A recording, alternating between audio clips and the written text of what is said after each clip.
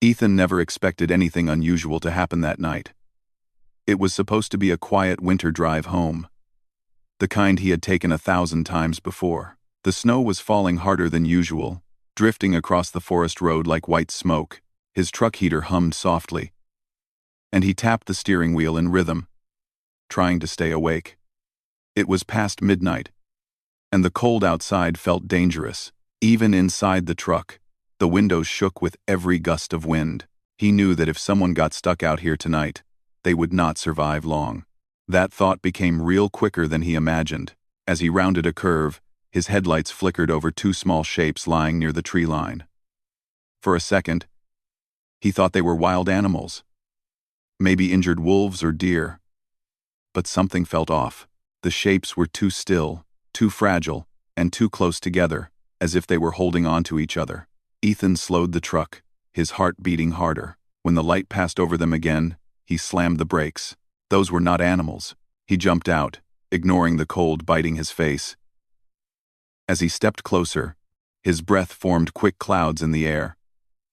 The shapes were two girls. No, not human girls.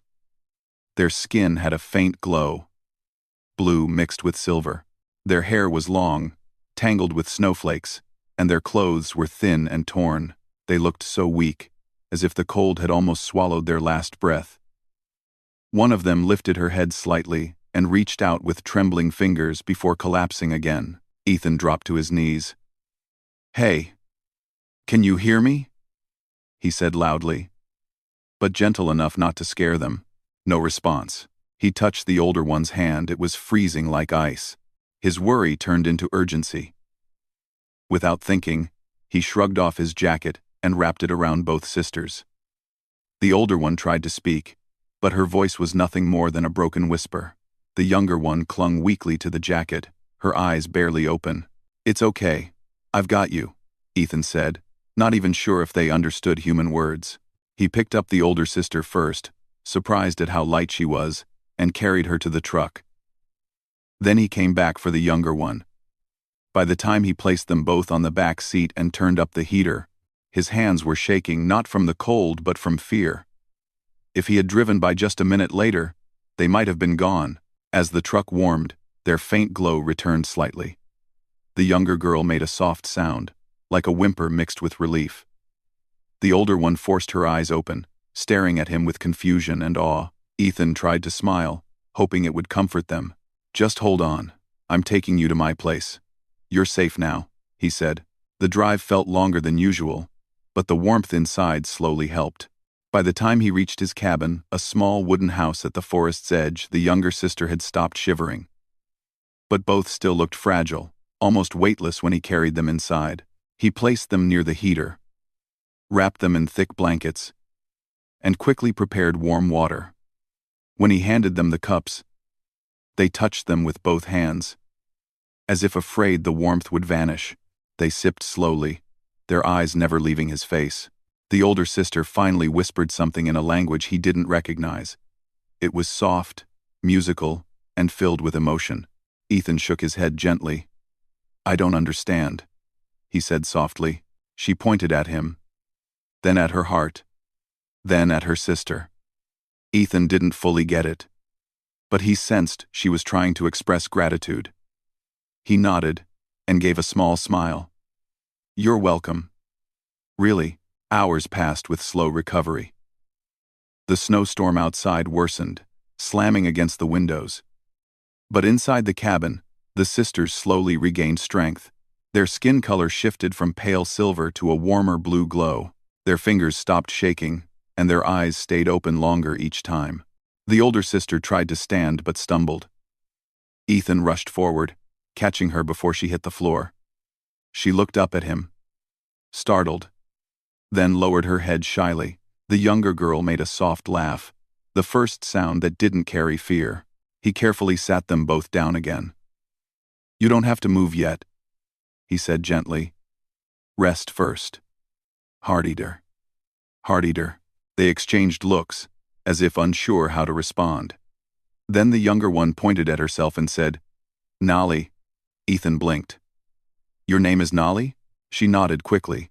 The older sister touched her chest and said, Lyra. Ethan repeated, Lyra. And she gave a tired smile. They were starting to communicate. He told them his name, speaking slowly. Ethan. Both sisters repeated softly, Tan. Their accent made it sound musical. Ethan felt something warm in his chest. Not romance, just a strange protectiveness he couldn't explain. They looked so small, so lost, and so grateful to even be alive. As the storm raged, the sisters kept their eyes on him, as if afraid he might disappear. Whenever he moved around the cabin, their heads followed him. When he made more warm tea, the younger one whispered her thanks, her voice weak but sincere. Lyra watched him with a seriousness beyond her age, as if she was judging his character silently. After a while, she gently pulled Nali closer, holding her like an older sister trying to protect what little she had left. Finally, when they seemed stable, Ethan sat on a chair near the heater. The heat made him sleepy, but he kept checking on them. Hours later, when their breathing became steady and their bodies fully warm again, he let himself relax. Then something unexpected happened. Lyra crawled closer, dragging the blanket with her. She looked at Ethan with wide eyes and placed her hand over her heart. She said something in her language again, filled with emotion. Ethan didn't understand, but her expression was clear. Gratitude, trust, something deeper. Nali followed her, curling close beside her sister, still staring at Ethan as if he were some kind of miracle. He gently shook his head. You don't have to thank me so much. Anyone would have helped. Kroops. But they shook their heads. Nali pointed outside at the storm, then pointed at her thin clothes. Then at Ethan. She spread her hands as if trying to show the huge gap between danger and safety. Ethan understood. You mean, without me? He didn't finish. Nali nodded, eyes shining with meaning. His heart tightened. He couldn't imagine what they had gone through before he found them. How long had they wandered in the cold? Had others passed them without stopping? He felt anger at the thought. How could anyone ignore two helpless girls in this kind of weather? But he pushed the anger away and focused on them. They needed peace, not more fear. As the night continued, they slowly grew more comfortable. When Ethan stepped away to prepare food, Nali suddenly reached out and grabbed his sleeve, scared he was leaving. He knelt next to her and said, I'm not going anywhere. I just need to make dinner. She let go, embarrassed, and whispered something apologetic. Ethan cooked simple soup, mild, warm, and easy to digest. When he gave them each a bowl, Nali closed her eyes in happiness after the first sip, while Lyra bowed her head, a gesture of respect from her culture that Ethan didn't fully understand. Later, when the sisters had eaten and warmed up completely, they leaned against the wall together, wrapped in the same blanket. Their eyes slowly closed. Before falling asleep, Nali whispered, Tan. Good human. Ethan felt something tug at his heart. He didn't know why they trusted him so deeply already, but he promised himself he wouldn't break that trust. When they fell asleep, curled together like fragile birds, he quietly placed another blanket over them. He watched them for a moment, their peaceful breathing, the faint glow of their skin, the soft expression on their tired faces. He wondered where they came from, what they had lost, and why fate brought them to his road on a night that could have ended in tragedy. He turned off the last lamp, leaving only the soft light of the heater. As he lay down on the couch, exhausted, he couldn't help thinking that this night had changed his life forever. He didn't know how, but he could feel it in the quiet air around him. Two alien sisters, lost in the snow, saved by a human stranger. And somehow, deep inside, they already believed he was the only safe place they had left in the universe. The morning arrived, slowly, with soft gray light pushing through the frosted windows of the cabin. Ethan woke up stiff from sleeping on the couch, but the moment he remembered the two alien sisters, he sat up quickly. His first worry was whether they were still all right. He walked quietly toward the heater, expecting to see them still asleep, but they were already awake. Lyra and Nali sat on the floor, wrapped in blankets, whispering softly in their musical language. When they noticed Ethan, Both sisters straightened instantly. Nali gave a shy smile, while Lyra lowered her head respectfully. They watched him with the same intense attention they had shown last night, as if every movement he made mattered to them. Ethan rubbed his eyes and smiled. "Good morning. How are you feeling?" They didn't understand all the words, but they felt the warmth in his voice. Nali nodded quickly, her expression bright. Lyra touched her chest and said softly, "Warm. Safe." Her voice sounded steadier now, though still soft. Ethan sighed with relief. He brought them warm water and folded his jacket over the back of a chair. While he prepared breakfast, he noticed the sisters observing him again like they were studying every little thing he did. When he chopped vegetables, their eyes followed the knife. When he stirred the soup, they watched the steam rise as if it was magical. When he moved around the kitchen, they whispered to each other, amazed. It made him smile, even though he felt a little shy about it. After breakfast, Ethan knew he needed to understand them better. He took out a notebook and slowly drew a simple picture of a house, then pointed to his cabin. Lyra nodded. He drew 2 stick figures and pointed at them. Lyra and Nali looked at the drawing, then at each other, before nodding again. He tapped the page and asked gently, "Where is your home?" Lyra exchanged a sad glance with her sister. She took the pencil from Ethan and tried drawing something shaky lines, a round shape, a symbol he didn't recognize. When she finished, she stared at the picture with pain in her eyes. Nali hugged her arm, trying to comfort her. Ethan's heart tightened. "Your home? Gone?" Lyra looked up and spoke a small, broken word. "Gone." Ethan swallowed. He didn't know what tragedy had happened, but he knew they had no place to return to. He showed another picture, a map of the area he quickly sketched. He pointed outside, toward the forest road, then pointed at the drawing. Lyra nodded again, showing she understood. She then added a small mark far from the drawn cabin and made a downward gesture, like something collapsing. He understood as best he could. Their group had traveled, struggled, maybe crashed or become separated. The cold had trapped them, and they had wandered desperately until reaching near his road. He wanted to ask more, but he could see the sadness in their eyes. He didn't push further. The sisters spent most of the morning exploring the cabin.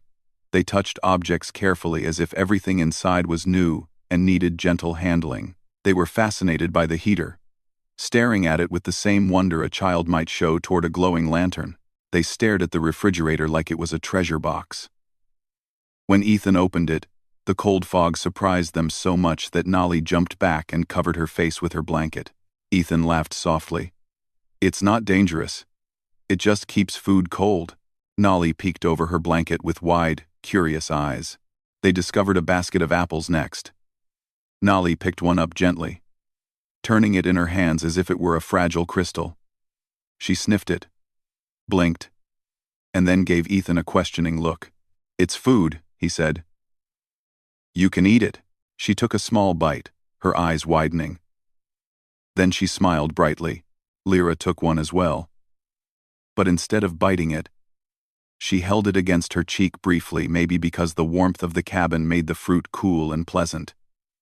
Then she ate it slowly, savoring every bite. These small moments gave Ethan a strange joy. He felt good seeing them experience simple things safely. Later in the day, Ethan stepped outside to gather more firewood. The moment he opened the door, Nali hurried behind him. She stopped at the doorframe, eyes wide at the cold, and wrapped her blanket tighter. She pointed at the snow like it was the enemy that almost took their lives. Ethan nodded. "Yes, it's very cold. That's why you can't go out yet." Nali nodded back seriously, as if memorizing his warning. When he brought in the wood, Lyra took one piece from his arms and tried carrying it herself. Her fingers trembled, but she didn't complain. She placed the wood near the fireplace carefully, with a kind of ritual respect. It surprised Ethan. He didn't expect her to help so soon. Not when she was still recovering. "You don't need to do that," he said softly. "You're still weak." Lyra looked at him with calm eyes and said quietly, "Help human." He shook his head. "You don't have to. I helped you because it was right. You don't owe me anything." But Lyra lowered her gaze stubbornly. She felt differently. After lunch, something changed in the sisters' behavior. They began speaking in whispers again, glancing at Ethan with worried eyes. They clung to each other and looked unsure, as if they were preparing themselves for something serious. Ethan noticed their tension and sat near them. "What is it? Are you all right?" They didn't answer right away. Instead, Lyra took a deep breath and slowly knelt on the floor. She placed her hand on her heart, then bowed deeply. Her voice trembled with emotion when she spoke. "Ethan, you save us. You warm us. You, now guardian." Ethan froze. He wasn't sure he heard correctly.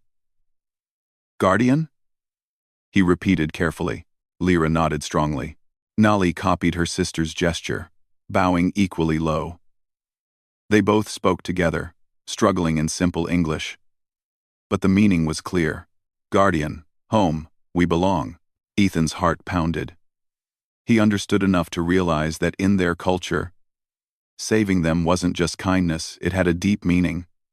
Maybe an ancient meaning. Maybe something symbolic. Or sacred. The way they bowed. The way they placed their hands on their hearts. The way they declared him guardian. It wasn't a casual, "Thank you." It was serious. Ethan raised his hands gently. Wait. Lyra, Nali, listen. In human culture, we don't have this guardian rule. You don't have to follow me or belong to me. You're free. Nali looked confused. Her eyes softened with fear, as if the idea of being free meant being alone again. Lyra looked heartbroken, like she thought he was rejecting them. He immediately softened his tone. No, it's not that. I'm not sending you away. You can stay here until you're safe. I just mean, you don't need to bow or treat me like someone above you." The sisters looked at each other, whispering rapidly in their language. Ethan waited anxiously. Finally, Lyra looked back at him and said quietly, "Our way old. Our hearts choose. We stay with Guardian." Ethan sighed. He didn't want them misunderstand his intentions, but they had already formed a bond in their minds. Maybe he couldn't break it easily. Maybe he didn't need to, not right away.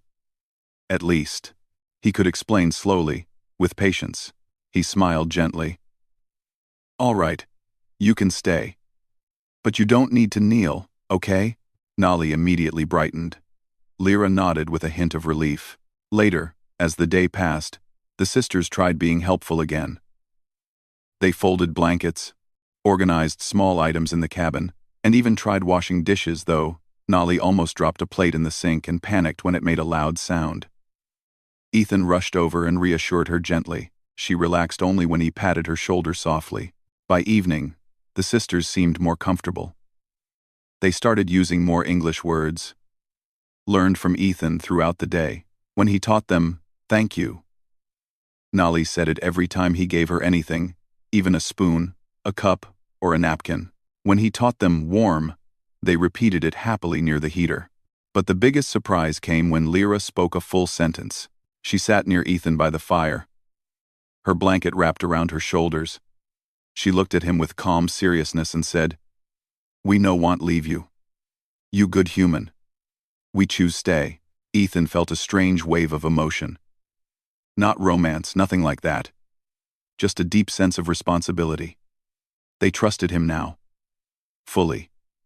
They saw him as safety, warmth, a home, and he couldn't deny that seeing them safe made him feel something too, a quiet purpose, a reason to keep them close and protected. He nodded slowly.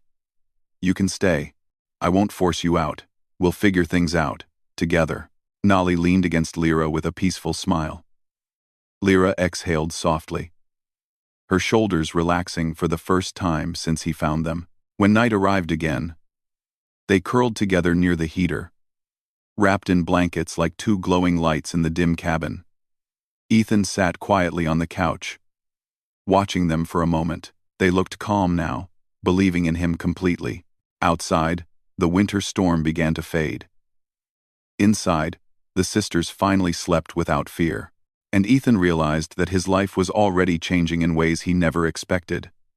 The next morning came quietly, with soft sunlight touching the edges of the cabin walls. Ethan woke up earlier than usual, partly because he heard faint movements near the heater. When he sat up, he saw Lyra and Nolly already awake. They were folding blankets neatly and trying to arrange the small space around them. Their movements were careful, almost delicate, like they were scared to make a mess. Ethan smiled sleepily. "You two wake up so early." Nolly turned quickly, her eyes bright with pride. "Help," she said. "We help." Lyra nodded slowly, though her serious expression remained. Her eyes scanned the room as if checking whether everything was in order. Ethan appreciated their effort, but he also knew they were doing it because they felt they must. Their culture seemed heavy with expectations. If someone saved you, then you served them completely. He wanted to break that belief gently. "You don't have to clean," Ethan said softly. "You can rest." Lyra straightened and looked at him firmly. "Work good, rest after." Nolly nodded as if this was obvious. Ethan sighed in a helpless but amused way. They would learn eventually, but it would take time. He prepared breakfast, warm porridge with honey, and the sisters watched him with shining eyes, as if cooking was a special skill only humans had mastered. When he handed them bowls, they took them with both hands, treating them almost like gifts. Nolly sat cross-legged, eating quickly and humming softly after each bite. Lyra ate slowly, observing every movement Ethan made. When they finished eating, Ethan brought out a small book he used when he worked with tourists years ago. It had simple pictures and basic words. He opened it and pointed at an image of a house. "Home," he said clearly. Nolly repeated happily. "Home." Lyra studied the picture, then said it gently. "Home." Ethan tapped the cabin floor with his hand. "This is home for now." Both sisters nodded instantly. Nolly even patted the floor and smiled. Then Ethan showed them pictures of food, clothes, nature, animals, teaching one word at a time. They learned quickly, especially Nolly, who repeated every word with enthusiasm. When Ethan pointed at himself and said "human," Nolly pointed back at him proudly. "Human Ethan." Lyra listened more quietly. She seemed to pick up meanings, even when she didn't repeat the words. Her eyes followed everything with deep understanding. She was the protective one, the thinker, the older sibling who carried the worries of both. When they were done, Ethan prepared to go outside to bring in more firewood. As soon as he touched the door, Nolly rushed forward again, stopping at the doorway just like yesterday. She didn't step into the cold, but she watched him with worried eyes. "Snow bad," she said seriously. Ethan smiled. "Yes, snow is bad for you. That's why you stay inside." She nodded, gripping the blanket around her tightly. He stepped outside and closed the door behind him. The moment the cold wind hit his face, he felt the sharp reminder of how dangerous last night had been for the sisters. A few more hours out in this weather and they might not have survived. The memory shook him. When he returned with the firewood, he found something unexpected. Lyra was trying to repair a small broken stool in the corner. She had found a tool from his drawer, one he didn't think she even noticed, and was trying to tighten a loose screw. Her hands trembled a little, but she stayed focused. He hurried to her. "Wait, Lyra, no need to do that." She shook her head. "Work for Guardian," she said quietly. Ethan knelt beside her. "Lyra, I help you because I care, not because I want things from you." She paused, her hands freezing mid-movement. She looked at him with confusion. Ethan knew she was trying to understand, but her cultural rules were different. Too different. He gently took the tool from her hand and placed it aside. "If you want to help, you can. But not because you think you must. Only if you feel safe and comfortable." Lyra lowered her eyes, absorbing his words. Nolly walked over and hugged her sister's arm tightly. "Safe here," Nolly whispered. "Safe with Ethan." Lyra gave a small nod, her expression softening. Later that afternoon, Ethan decided to take them to the small town to buy warm clothes. He knew they couldn't keep wearing thin, torn clothes forever. The weather wasn't getting better anytime soon, and they needed proper winter protection. He showed them thick jackets, boots, gloves, and hats. Nolly tilted her head at each item like it was a strange artifact. Lyra touched the jacket fabric with curiosity, rubbing it between her fingers. When Ethan held up 2 jackets for them, Nolly pointed at the larger one and said, "Lyra." Then she pointed at the smaller one and said, "Nolly." He smiled. "Try them on." Nolly eagerly slipped her arms into hers but froze when the zipper caught. She looked lost, holding the zipper like it was some confusing part of human technology. Ethan chuckled softly and helped her zip it up. Nolly tried moving her arms and burst into laughter, amazed by how warm she suddenly felt. Lyra was slower. She looked at the jacket as if it were an important responsibility. When she finally put it on, she stood straight, adjusting it carefully, almost like she was preparing for a ceremony. Ethan watched how serious she looked and wondered what Lyra's life was like before. She carried herself like someone who had lived through too much. When they walked into town, people stared. 2 glowing alien sisters walking close to one human man, it was not something you saw every day. The sisters didn't notice. They stayed close to Ethan, clinging to his arms for warmth and safety. Nolly walked almost pressed against him, while Lyra kept herself half a step behind, always alert. A local officer walked toward them. "Sir, everything all right here?" he asked, raising an eyebrow. Before Ethan could answer, Lyra stepped forward and pointed to him. "He save us. We stay with him." Ethan almost choked. "Lyra, we don't have to say it like that," but the officer simply nodded, understanding it as aliens under human care. "Glad they're safe," he said politely before walking away. Nolly tugged on Ethan's sleeve. "Human look much," she said quietly. Ethan chuckled. "It's because they've never seen sisters like you before." Nolly's face softened with a shy smile. Once they finished shopping and returned to the cabin, the sisters looked relieved. The outside world was too big, too loud, too cold for them. Inside the cabin, they felt protected. Ethan made dinner while the sisters tried to help again. Nolly peeled vegetables with a slow, careful focus. Lyra arranged plates on the table with perfect balance, as if she had been trained in some precise cultural method back home. They sat together and ate quietly. After the meal, something unusual happened. Lyra sat near Ethan for a long time, her eyes studying him. Then she spoke in slow, careful English. "Ethan, we choose you." Ethan blinked. "Choose me?" Nolly nodded too, her expression serious for once. "Guardian," she whispered. "Our hearts choose." He ran a hand through his hair, overwhelmed. "Lyra, Nolly, I'm happy you trust me. But you don't need to choose me. You're free beings. You can decide your future."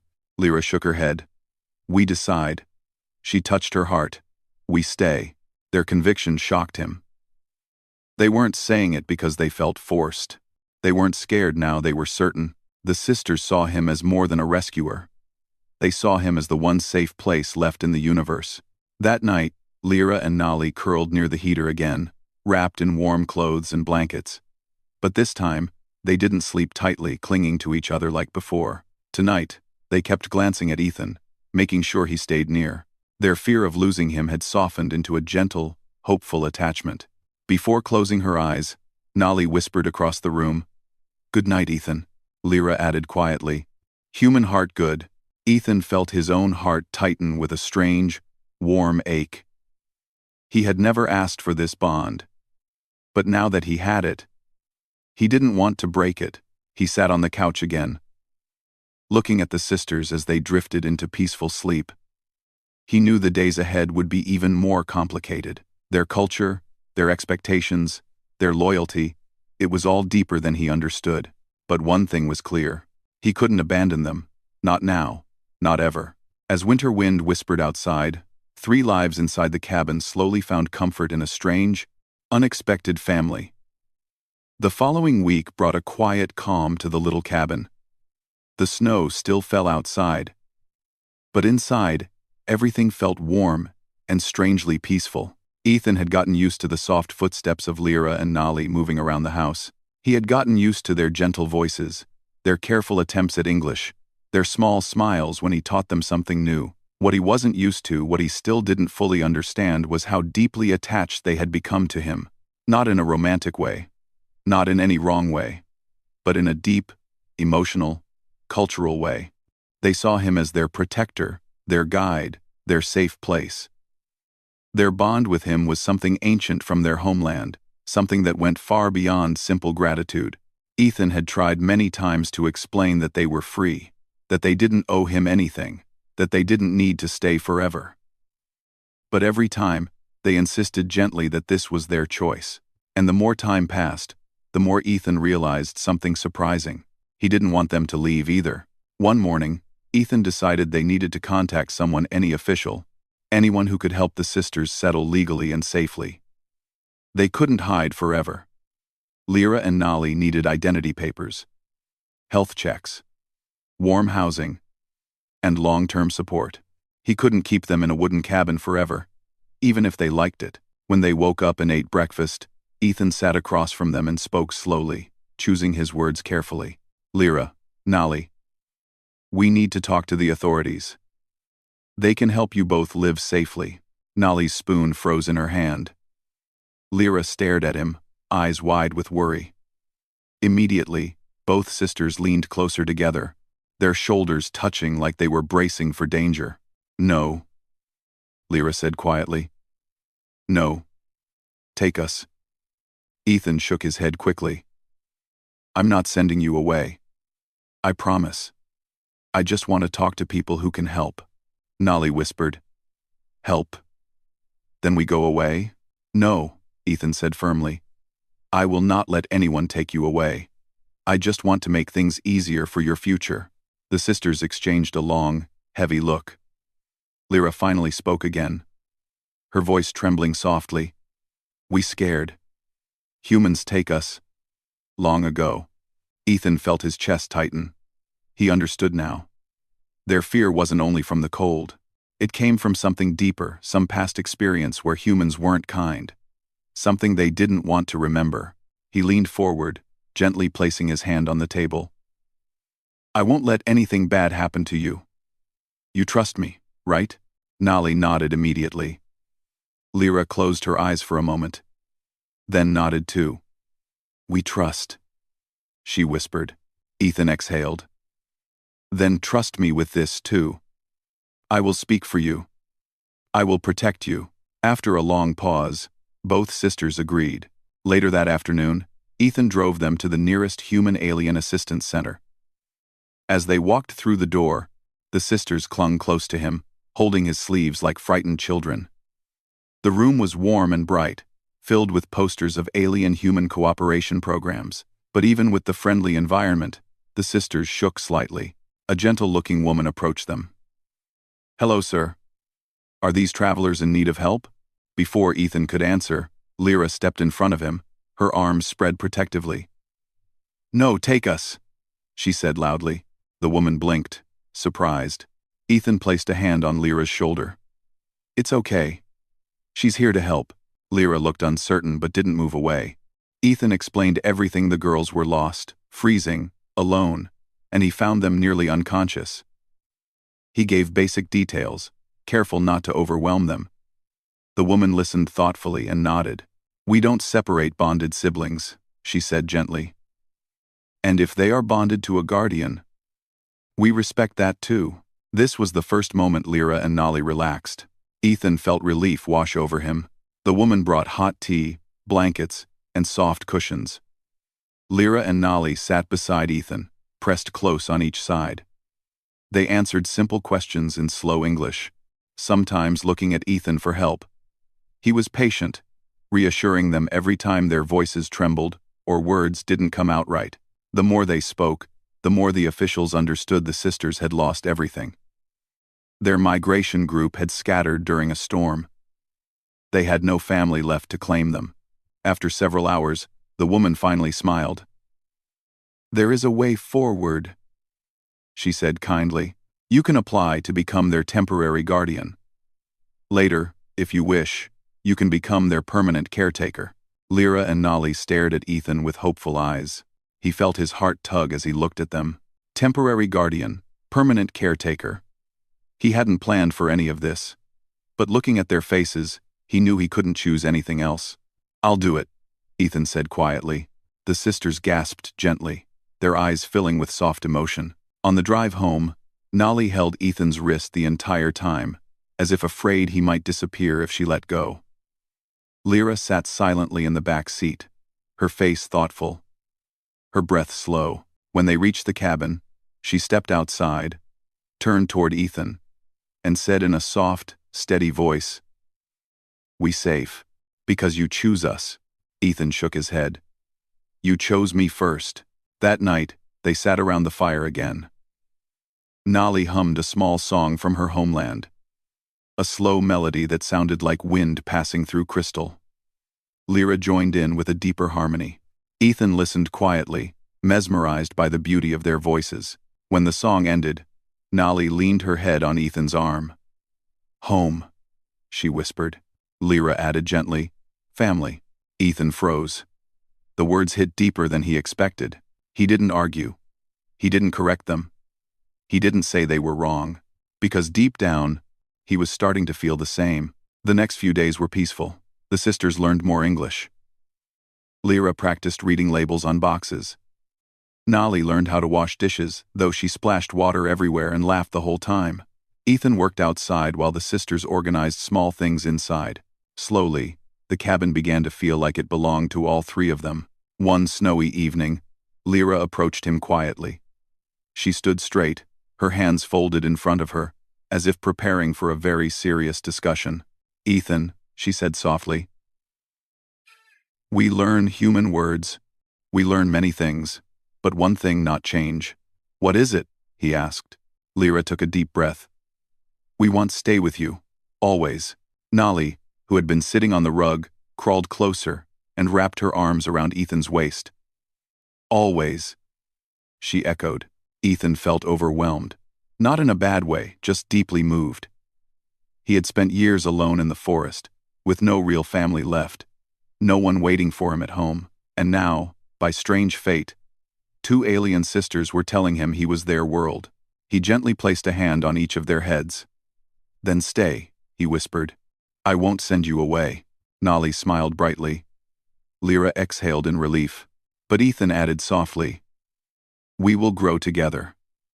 You'll learn human ways. I'll learn your ways. And we'll build a family that makes sense to all of us." Lyra nodded with firm determination. "We learn. We protect you too." Nolly patted Ethan's chest proudly. "We all protect." They laughed together, the warm sound echoing through the cabin. Weeks turned into a month. Papers were approved. Ethan officially became their guardian. The sisters became healthier, stronger, and more confident. Their glow brightened. Their English improved. They decorated the cabin with little symbols from their culture, soft crystals, woven threads, small glowing ornaments they made from natural materials. And one evening, as the snow fell gently outside, Nolly said something that made Ethan freeze. "Ethan, we join your life forever, yes?" Lyra added calmly. "Our culture say guardian, become family head. Sisters become family with guardian. Long life bond." Ethan understood what they meant, but he also understood their innocence. Their meaning wasn't romantic. It was symbolic, cultural, emotional, a bond of loyalty and trust, not anything inappropriate. He smiled warmly and placed a hand on their shoulders. "Yes," he said softly. "Forever, family." The sisters leaned into him, glowing with quiet happiness.